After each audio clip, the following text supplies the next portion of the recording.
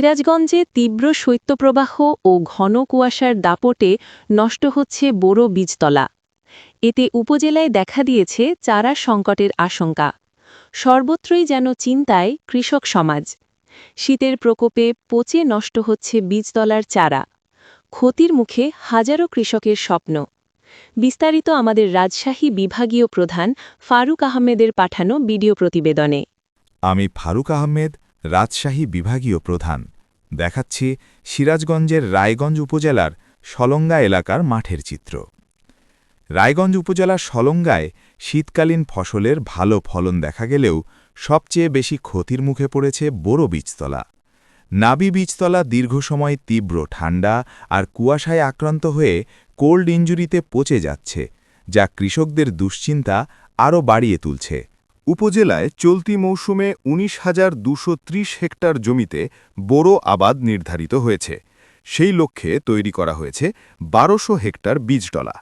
যেসব কৃষক আগাম বীজতলা তৈরি করেছিলেন তাদের ক্ষতি কম হলেও দেরিতে বপন করা বীজতলা প্রায় নষ্ট হয়ে গেছে। তবে শীতের কারণে গম, সরিষা, ভুট্টা ও সবজির ফলন এবার বেশ ভালো হয়েছে বলে জানিয়েছেন কৃষকরা। ১ কাঠা বীজতলা তৈরিতে কৃষকের খরচ হয়েছে জমি বীজ ১,০০০ টাকা, বীজ ৮০০ টাকা, সার, সেচ, শ্রমিক আরও ১,০০০ টাকা। অর্থাৎ প্রতি কাঠায় প্রায় ২,৮০০ টাকা ব্যয় হয়েছে। সাধারণত প্রতি কাঠা বীজতলা থেকে ৪ বিঘা জমিতে রোপণ সম্ভব, কিন্তু এবার ক্ষতির কারণে মাত্র ১ থেকে ২ কাঠা সমপরিমাণ চারা সংগ্রহ করাই কঠিন হয়ে পড়েছে অনেকের জন্য। ৩ নং ধুবিল ইউনিয়নের শ্যামিরঘন গ্রামের বোরো চাষী গণেশ ও সুকেশ বর্মন জানালেন, তারা ১৫ বিঘা জমিতে বোরো আবাদ করতে বীজতলা প্রস্তুত করেছিলেন, কিন্তু ঘন কুয়াশায় ১৫ থেকে ২০ ভাগ চারা পচে গেছে। একই ইউনিয়নের আমসরা গ্রামের বর্গা চাষী হাফিজুল ইসলামও জানান, এলাকা জুড়ে কৃষকের একই অবস্থা। মাঠে চারা নেই, আর থাকলেও দাম বাড়ার আশঙ্কা প্রবল। বীজতলা রক্ষায় কৃষকেরা ইতোমধ্যেই বিভিন্ন উদ্যোগ নিচ্ছেন। পলিথিনের ছাউনি, স্প্রে, ছত্রাকনাশক ব্যবহার সবই করা হচ্ছে বাঁচানো চারাগুলো রক্ষার জন্য। আজ সামান্য রোদ উঠলেও পরিস্থিতি বদলাতে এখনও সময় লাগবে। কৃষকদের আশঙ্কা, এবার ধানের চারার দাম বাড়তে পারে আগের বছরের তুলনায় আরও ২ থেকে ৩ গুণ। গত বছর প্রতি কাঠা বীজতলার চারার দাম ছিল ৩,০০০ থেকে ৩,৫০০ টাকা।